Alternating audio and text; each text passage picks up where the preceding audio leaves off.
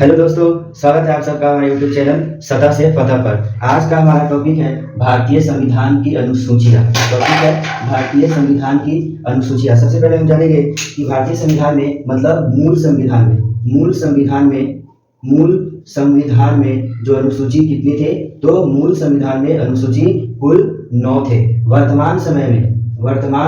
वर्तमान में अनुसूचियों की संख्या कितनी है? 12 है। अनुसूचियों की संख्या कितनी है? 12 है। मतलब मूल संविधान में, मतलब जब संविधान हमारा लागू हुआ था 26 जनवरी 1950 के दिन, तो उस दिन कितने अनुसूची थे?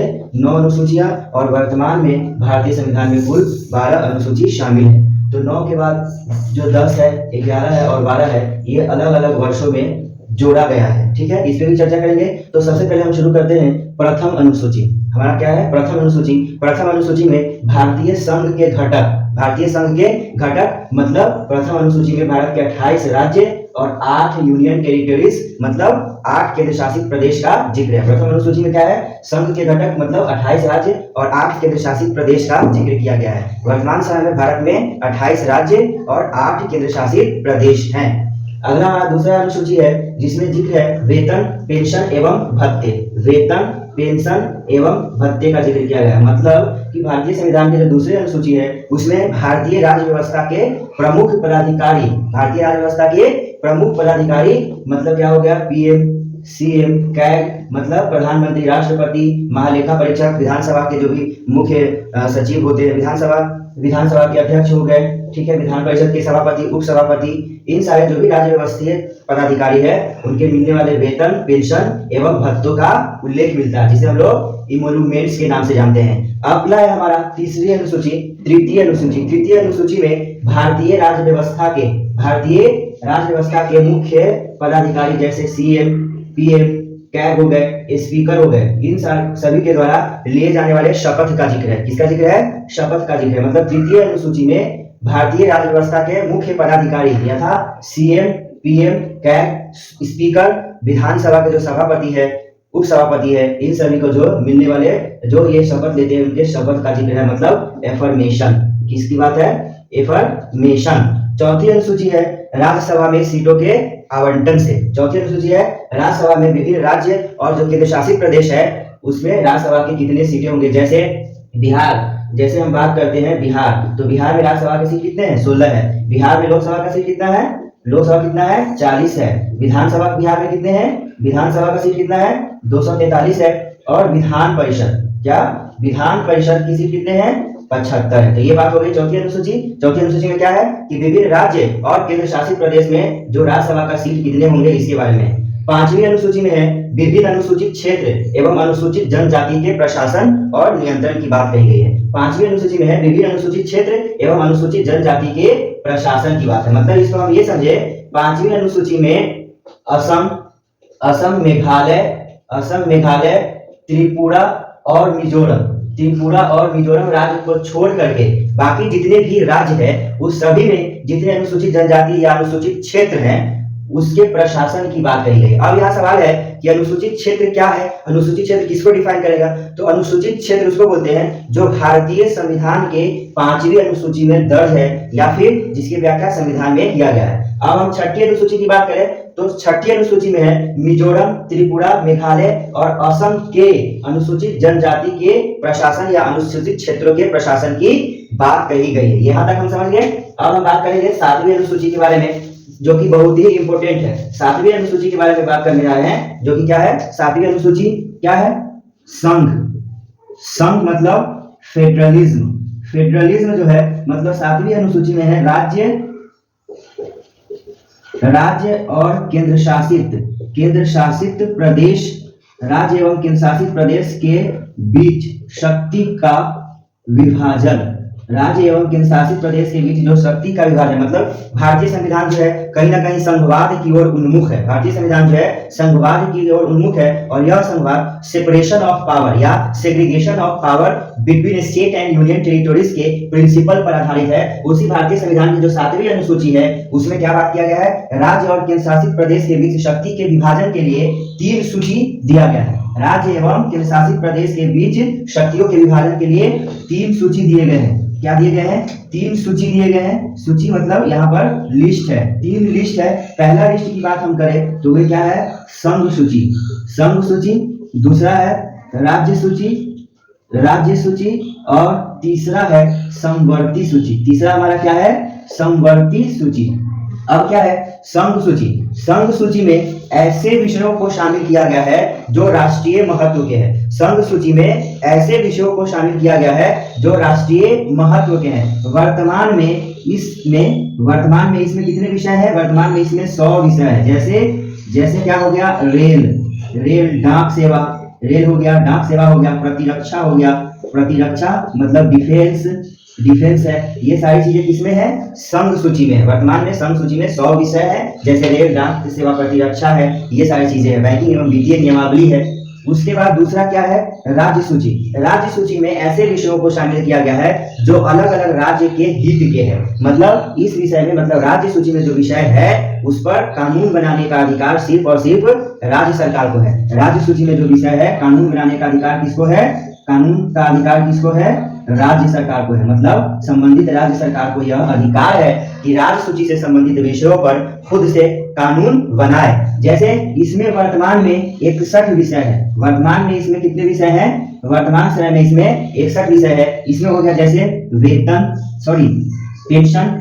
पेंशन हो गया और बहुत सारे हैं। तो पेंशन क्या है, पेंशन भी किसका मामला है, राज्य का मामला है। पेंशन किसका मामला है, राज्य का मामला है। इसीलिए आप देख रहे हैं कि भारत के कुछ ऐसे राज्य भी हैं जहां आज भी ओपीएस लागू है। आज भी क्या है, ओपीएस मतलब ओल्ड पेंशन स्कीम लागू है, जैसे झारखंड हो गया और भी राज्य हैं। अगला हमारा क्या है, समवर्ती सूची। समवर्ती सूची में ऐसे विषय को रखा गया है जिस पर समवर्ती सूची में जो भी सब्जेक्ट है उसमें कानून बनाने का अधिकार राज्य और केंद्र दोनों को है। समवर्ती सूची पर कानून बनाने का अधिकार राज्य और केंद्र दोनों को है। राज्य और केंद्र दोनों कानून बना सकते हैं। वर्तमान समय में जो हमारा समवर्ती सूची है उसमें टोटल 52 सब्जेक्ट है। क्या है, टोटल 52 सब्जेक्ट है। जैसे शिक्षा हो गया, उसके बाद आर्थिक नियोजन है। ये सब हमारे किसमें है, समवर्ती सूची का विषय है। अब हम इस तीनों सूची से रिलेटेड कुछ महत्वपूर्ण बात हम करेंगे। जैसे एक भारतीय संविधान का एक अनुच्छेद है, 249। भारतीय संविधान का एक अनुच्छेद क्या है, 249, जो यह कहता है कि केंद्र भी राज्य सूची के विषयों पर कानून बना सकती है। केंद्र भी राज्य सूची के विषयों पर कानून बना सकती है। कब, जब वह यह समझे कि विशेष परिस्थिति में यह मामला सभी राज्यों के लिए है। तब सवाल पूछा जाएगा कि भारतीय संविधान के किस अनुच्छेद के तहत केंद्र सरकार भी राज्य सूची से संबंधित विषयों पर भी कानून बना सकती है। तो वो आपका क्या हो जाएगा, आर्टिकल 249। क्या हो जाएगा, आर्टिकल 249। तो यहाँ तक हम लोग 7 अनुसूचियों को समझ चुके हैं। अब हम लोग 8वीं अनुसूची की बात करेंगे। जैसा कि 8वीं अनुसूची में भारतीय संविधान में जो ऑफिशियल लैंग्वेज है, भारतीय संविधान में क्या है, ऑफिशियल लैंग्वेज है, उसकी बात कही गई है। ऑफिशियल लैंग्वेज की बात कही गई है। ऑफिशियल लैंग्वेज मतलब मान्यता प्राप्त भाषाएं। एक सवाल आपसे पूछेगा कि भारतीय संविधान की कौन सी अनुसूची मान्यता प्राप्त भाषा या भाषा से संबंधित है, तो आपका सवाल आंसर क्या होना चाहिए, 8वीं अनुसूची। मतलब भारतीय संविधान का जो 8वीं अनुसूची है उसका संबंध किससे है, मान्यता प्राप्त भाषा से। तो जब संविधान बना था उस समय, मतलब यूं हम कहें, मूल संविधान में, किसमें, मूल संविधान में कुल भाषा कितने थे, 14 थे। मूल संविधान में मान्यता प्राप्त भाषा कितने थे, 14 थे। समय समय पे अलग अलग भाषा जोड़ा गया है। समय समय पे अलग अलग भाषा जोड़ा गया था। एग्जाम में आपसे सवाल पूछा जा सकता है कि कौन सी ऐसी भाषा है जो 8वीं अनुसूची में शामिल है या 8वीं अनुसूची में शामिल नहीं है। तो इसीलिए हम जो मान्यता प्राप्त 14 भाषाएं हैं मूल संविधान में, उसकी हम लोग यहाँ पे बात करेंगे। सबसे पहला, जब भारत का नक्शा आप बनाएंगे तो इस नक्शे में हम लोग ऊपर से मैप के माध्यम से हम इसको आसानी से याद कर सकते हैं। मैप के माध्यम से जब हम जम्मू कश्मीर वाले क्षेत्र में जाएंगे तो वहां पर कौन सी भाषा बोली जाती है, कश्मीरी। दूसरा में क्या हो जाएगा, कश्मीरी हो गया। पंजाब के नीचे आ जाए तो पंजाबी है, ठीक है। तीसरा पंजाब कश्मीरी हो गया, पंजाबी हो गया। उसके बाद हरियाणा वाला रीजन जो है, हरियाणा हो गया, हिमाचल प्रदेश हो गया, ये सारे उत्तर प्रदेश, मध्य प्रदेश वाला क्षेत्र, वहां पे कौन सी भाषा बोली जाएगी, तो हिंदी हो गया। तो क्या हो गया, कश्मीरी, पंजाबी, हिंदी। उसके बाद तीसरा हो गया। चौथा, जब हम बंगाल वाले क्षेत्र में आएंगे तो क्या होगा, बंगाली। पांचवा, बंगाल के बगल में उड़ीसा वाले क्षेत्र में आ जाएंगे तो क्या हो जाएगा, उड़िया। और छठा हो जाएगा असमिया, असमिया भाषा, ठीक है, असामी होता है, सॉरी, असामी हो गया। उसके बाद सातवां की हम बात करें तो फिर हम ऊपर ही से शुरू करेंगे गुजरात की तरफ से, तो क्या हो जाएगा गुजराती, गुजराती, और उसके नीचे हो जाएगा आपका मराठी, मराठी, फिर हम उससे थोड़ा सा नीचे खींचेंगे, महाराष्ट्र से नीचे मराठी, तो हो जाएगा आपको कन्नड़, कन्नड़ हो गया, कन्नड़ हो गया। उसके बाद 10वां नंबर कन्नड़, कन्नड़ हो गया। कन्नड़ के बाद तेलुगु, तेलुगु, तमिल, तेलुगु, तमिल, और 12वां नंबर पे मलयालम, मलयालम हो जाएगा। उसके बाद 13वां नंबर पे एक संस्कृत भी है, ठीक है, और 14वां नंबर पे कश्मीरी हो गया, पंजाबी है, हिंदी है, बंगाली है, उड़िया हो गया, असमिया हो गया, गुजराती है, मराठी है, कन्नड़ है, तेलुगु है, तमिल है, मलयालम है, संस्कृत है, ठीक है, और 14वां में हो जाएगा आपका लास्ट 14 हो जाएगा उर्दू, उर्दू। तो ये 14 जो है मूल भाषा जो भारतीय संविधान में थे, जैसे कश्मीरी, पंजाबी, हिंदी, बंगाली, उड़िया, असमिया, गुजराती, मराठी, कन्नड़, तेलुगु, तमिल, मलयालम, संस्कृत, उर्दू, तो ये 14 है। लेकिन वर्तमान में 8वीं अनुसूची में कितने भाषा है? वर्तमान में 8वीं अनुसूची में 22 भाषा है। क्या है? 22 भाषा है। तो ये 14 का जिक्र हम लोग कर लिए। अब हम बात करते हैं 15वां, 16, 17, 18 जो भाषा जुड़ा गया है, तो सिंधी एक भाषा है, सिंधी, जो जनरली अभी पाकिस्तान में बोली जाती है। तो सिंधी को जो है 15वां लैंग्वेज बना था सिंधी 1967 ईस्वी में, इसको 8वीं अनुसूची में जोड़ा गया था। वो संविधान संशोधन कौन सा था? 21वां संविधान संशोधन के द्वारा सिंधी को 1967 ईस्वी में 8वीं अनुसूची में जोड़ा गया। उसके बाद मणिपुरी, मणिपुर में बोली जाती है मणिपुरी, नेपाली और कोंकणी, मणिपुरी, नेपाली और ये कोंकणी को 71वां संविधान संशोधन द्वारा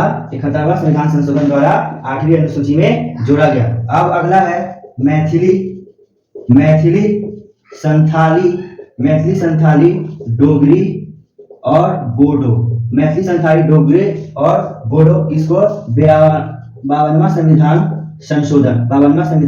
संशोधन के द्वारा इसको संविधान के 8वीं अनुसूची में शामिल किया गया। इस तरह से भारतीय संविधान के 8वीं अनुसूची में मान्यता प्राप्त भाषा कितने हैं? 22 है। मान्यता प्राप्त भाषा कितने हैं? 22 है। और कौन कौन है वो भी आपको बता दिया गया, मैप के माध्यम से आप आसानी से समझ सकते हैं। ये 8वीं अनुसूची था। अब हम लोग बात करेंगे 9वीं अनुसूची। का किसकी बात करेंगे जी? 9वीं अनुसूची। इसमें जनरली जो है लैंड रिफॉर्म की बात कही गई है। लैंड रिफॉर्म्स मतलब भूमि सुधार अधिनियम से यह रिलेटेड है। 9वीं अनुसूची, जैसा कि हम पहले बताया कि भारतीय संविधान में जो मूल संविधान है उसमें टोटल 8 अनुसूची था, और 9वां अनुसूची को प्रथम संविधान संशोधन 1951 में क्या है के द्वारा 9वीं अनुसूची को भारतीय संविधान में शामिल किया गया था। आपका सवाल ये भी पूछ सकता है क्वेश्चन कि प्रथम संविधान संशोधन कब हुआ? तो 1951 में। प्रथम संविधान संशोधन किस विषय से? तो प्रथम संविधान संशोधन के द्वारा भारतीय संविधान में 9वीं अनुसूची को शामिल किया गया, जो कि किससे है? लैंड रिफॉर्म्स मतलब भूमि सुधार अधिनियम। किससे? भूमि सुधार अधिनियम से जुड़ा हुआ है। भूमि सुधार अधिनियम से जुड़ा हुआ है। यहाँ पे एक चीज हम और चर्चा कर लेंगे, जो 9वीं अनुसूची से संबंधित जो विषय है, कुछ समय पहले मतलब 2006 तक इस विषय पर जो लैंड रिफॉर्म मतलब जो 9वीं अनुसूची में जो सब्जेक्ट है उसको जुडिशियल रिव्यू से बाहर रखा गया था। मतलब जो 9वीं अनुसूची का जो सब्जेक्ट है उस पर न्यायिक समीक्षा नहीं की जा सकती थी। लेकिन 2007 ईस्वी में इस बात को हटा दिया गया और बोला गया कि 9वीं अनुसूची में जो शामिल सब्जेक्ट है उस पर भी न्यायिक समीक्षा की जा सकती है। कब? जब यह आदमी के मूल अधिकार से संबंधित हो तब। मतलब पहले एक क्वेश्चन ये भी पूछा जाता था कि कौन सी ऐसी अनुसूची है जिसको न्यायिक समीक्षा से बाहर रखा गया था, तो वो अनुसूची 9 था। लेकिन अब जो है इस अनुसूची में जो शामिल विषय है उस विषय को भी मूल अधिकार से संबंधित मामले में जो न्यायिक समीक्षा किया जा सकता है। अब हमारा अगला है 10वीं अनुसूची। 10वीं अनुसूची 1985 ईस्वी में 10वीं अनुसूची 52वां संविधान संशोधन द्वारा जोड़ा गया था, जो क्या है? डिफेक्शन से है। किससे रिलेटेड है? डिफेक्शन से मतलब दल बदल से। दल बदल से जुड़ा हुआ। तो ये भी पूछ सकता है भारतीय संविधान की जो 10वीं अनुसूची है वो कब शामिल किया गया, तो संविधान में 1985 ईस्वी में जोड़ा गया था। किस संविधान संशोधन द्वारा, 52वां संविधान संशोधन द्वारा। पूछेगा कि 10वीं अनुसूची किससे जुड़ा हुआ है, तो डिफेक्शन मतलब दल बदल से जुड़ा हुआ है, दल बदल से जुड़ा हुआ है, जो कि कब हुआ था, मार्च 1985 में। मतलब 10वीं अनुसूची को भारतीय संविधान में मार्च 1985 ईस्वी में जोड़ा गया था। अब हम बात करेंगे 11वीं अनुसूची की। अब हम लोग बात करेंगे 11वीं अनुसूची। तो जो 11वीं अनुसूची है वह जुड़ा हुआ है पंचायत से। किससे जुड़ा हुआ है, पंचायत से। मतलब भारतीय संविधान में 11वीं अनुसूची जो है 73वां संविधान संशोधन 1993 ईस्वी में, 73वां संविधान संशोधन 1993 ईस्वी के द्वारा भारतीय संविधान में 11वीं अनुसूची को जोड़ा गया, जो कि किससे संबंधित है, पंचायत मतलब ग्राम पंचायत। मतलब क्या है कि 11वीं अनुसूची को जब शामिल किया गया 73वां संविधान संशोधन को, उसी के बाद पंचायत को संवैधानिक दर्जा प्राप्त हुआ। किसको, ग्राम पंचायत को क्या हुआ, संवैधानिक दर्जा प्राप्त हुआ। और जो ग्राम पंचायत संस्था है उसको 29 विषय प्रदान किए गए। कितने विषय प्रदान किए गए, 29 विषय प्रदान किए गए। अब हमारा अगला है 12वीं अनुसूची। अगला है हमारा 12वीं अनुसूची। यह म्युनिसिपैलिटी से संबंधित है। म्युनिसिपैलिटी मतलब नगर पालिका से जुड़ा हुआ है। यह जो है 74वां संविधान संशोधन 1994 ईस्वी में इसको क्या है, जोड़ा गया। और इसमें कितने विषय को शामिल किए गए, 18 विषय। कितने विषय को, 18 विषय। तो ये था हमारा भारतीय संविधान की अनुसूची के बारे में एक लेक्चर था। अब इतनी चीजों को हम लोग इंग्लिश न्यूमेरिक के माध्यम से, मतलब इसको ये समझे कि जो टोटल 12 के 12 अनुसूची है उसको हम कैसे आसानी से याद कर सकते हैं कि एक भी प्रश्न नहीं छूटे। इसके लिए हम यहाँ पर यूज करेंगे इंग्लिश न्यूमेरिक का। इंग्लिश न्यूमेरिक मतलब इंग्लिश में कुछ ऐसे वर्ड होंगे, फॉर्म ऑफ वर्ड होंगे जिसके माध्यम से हम इसे याद कर सकते हैं। तो चलिए आपको हम ले चलते हैं और बताते हैं। पहला है TEARS, टीयर्स ऑफ इधर रहने देता हूं, और यहाँ पर OLD, old PM, tears of old PM। हम इसको ऐसे समझे, जो 12 अनुसूची है उसके कौन से अनुसूची किस विषय से जुड़ा हुआ है उसको याद करने के लिए हम यहाँ पर एक इंग्लिश न्यूमेरिक का जिक्र करेंगे। जैसा उसका क्या है, टीयर्स ऑफ ओल्ड PM। क्या है जी, टीयर्स ऑफ ओल्ड PM। तो टी से हो गया आपका टेरिटोरीज। टी से क्या हो गया आपका, टी से हो गया टेरिटोरीज, मतलब क्या हो गया, संघ क्षेत्र। टी से क्या हो गया, टेरिटोरी, संघ क्षेत्र। मतलब जो प्रथम अनुसूची है उसमें संघ के घटक मतलब 28 राज्य और 8 केंद्र शासित प्रदेश का जिक्र है। दूसरा है ई से होता है इम्यूलमेंट्स, जैसा कि पहले भी बताया है, मतलब वेतन एवं भत्ते। मतलब क्या हुआ कि जितने भी राज्य व्यवस्था, भारतीय राज्य व्यवस्था के जो पदाधिकारी है उनको मिलने वाले वेतन का जिक्र किसमें है, दूसरी अनुसूची में। तीसरी अनुसूची ए का मतलब क्या हो गया, अफर्मेशन का मतलब होता है शपथ। मतलब जितने भी राज्य व्यवस्था के जो पदाधिकारी उनके द्वारा शपथ। आर से होता है राज्यसभा। क्या होता है, राज्यसभा, मतलब राज्यसभा में सीट, राज्यसभा में सीटों का आवंटन। एस से होता है शेड्यूल्ड एरिया का मतलब हो गया कि भारतीय संविधान की 5वीं अनुसूची जो है शेड्यूल्ड एरिया मतलब अनुसूचित जनजाति और अनुसूचित क्षेत्रों का प्रशासन। ओ से हो गया अदर शेड्यूल्ड एरिया, और एफ से हो गया फेडरलिज्म। क्या हो गया, फेडरलिज्म मतलब संघ और राज्य के बीच जो तीन सूची दिए गए हैं और कौन से है, संघ सूची। क्या है, संघ सूची, राज्य सूची, और क्या है, तीसरा है समवर्ती सूची का जिक्र है। क्यों, क्योंकि Indian constitution separation of power पे बेस्ड है। ठीक है। और यहाँ पर हम जब बात करें ओ से है ऑफिशियल लैंग्वेज मतलब भाषा, और एल से हो गया लैंड रिफॉर्म्स मतलब भूमि सुधार। ऐसे इसको आप याद रख सकते हैं आसानी से, एक बार दोबारा पढ़ेंगे आपको निश्चित रूप से याद हो जाएगा। डिफेक्शन मतलब हो गया दल बदल। पी से हो गया आपका पंचायत हो गया। अब बात है आखिरी एम से म्युनिसिपैलिटी मतलब नगर पालिका। तो इस इंग्लिश न्यूमेरिक के माध्यम से हम भारतीय संविधान के जो 12 अनुसूची है उसको याद कर सकते हैं। एक बार फिर से हम लोग इसको रिकॉल कर ले। तो इसके लिए क्या है, टीयर्स, आपको याद रखना है टीयर्स ऑफ ओल्ड PM। क्या याद रखना है, tears of old PM। T से क्या हो गया, टेरिटोरी मतलब संघ क्षेत्र। ई से क्या हुआ, इम्यूलमेंट्स मतलब वेतन एवं भत्ते। ए से हो गया परमिशन शपथ। आर से हो गया राज्यसभा में सीट। ए से शेड्यूल्ड एरिया मतलब अनुसूचित क्षेत्र एवं अनुसूचित जनजाति के प्रशासन। ओ से हो गया अदर शेड्यूल्ड एरिया मतलब असम मेघालय, त्रिपुरा और मिजोरम के अनुसूचित क्षेत्रों का प्रशासन। एफ से फेडरलिज्म, मतलब इसमें तीन क्या दिए गए हैं, तीन सूची है, सम सूची, राज सूची, समवर्ती सूची। और ओ से क्या हो गया, ऑफिशियल लैंग्वेज, और ऑफिशियल लैंग्वेज अभी कितने हैं, 22 है, मान्यता प्राप्त भाषा। और ए से क्या हो गया, लैंड रिफॉर्म, मतलब भूमि सुधार, 9वीं अनुसूची। और डी से 10वीं अनुसूची, डिफेक्शन, दल बदल, जो कि 1985 में है। और बी से क्या हो गया, पंचायत, मतलब पंचायत को 1973 में संवैधानिक दर्जा मिला, कब, जब इसे 11वीं अनुसूची में। और एम से हो गया 12वीं अनुसूची, म्युनिसिपैलिटी, नगर परिषद। ये था भारतीय संविधान की मुख्य अनुसूची। मैं उम्मीद करता हूं कि आज के बाद आपको अनुसूची से संबंधित प्रश्न नहीं छूटेंगे और याद करने में भी परेशानियों का सामना नहीं करना पड़ेगा। यदि हमारा यह वीडियो पसंद आया तो हमारे